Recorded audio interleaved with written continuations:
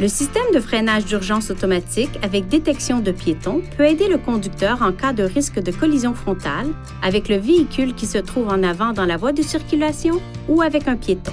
Le système sera automatiquement activé chaque fois que le contacteur d'allumage sera placé à la position ON. Le système de freinage d'urgence utilise un capteur radar situé à l'avant du véhicule qui mesure la distance par rapport au véhicule situé devant dans la même voie et fonctionne aux vitesses supérieures à environ 5 km/h. Le système de détection des piétons fonctionne à l'aide d'une caméra installée derrière le pare-brise qui permet de détecter les piétons à des vitesses d'environ 10 à 60 km/h. En cas de risque de collision frontale avec un véhicule, le système émet un avertissement à l'intention du conducteur à l'aide d'un témoin visuel et d'une alerte sonore. S'il détecte un risque de collision frontale avec un piéton, le système avertit le conducteur en faisant clignoter un témoin et retentir une alerte sonore.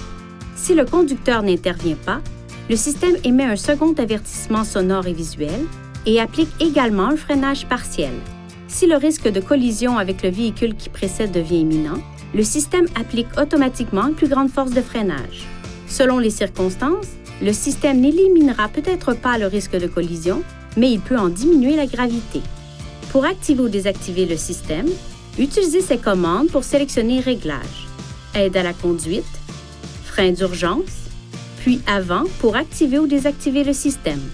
Lorsque le système de freinage d'urgence avec détection de piétons est désactivé, le témoin d'avertissement correspondant s'allume. Pour assurer le bon fonctionnement du système, gardez ces zones propres et exemptes d'obstruction.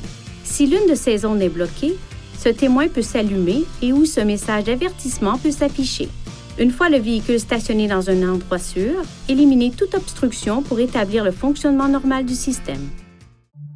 Veuillez consulter le manuel du conducteur pour obtenir des renseignements importants concernant la sécurité et les limites du système et pour en savoir davantage au sujet de son utilisation et de ses caractéristiques.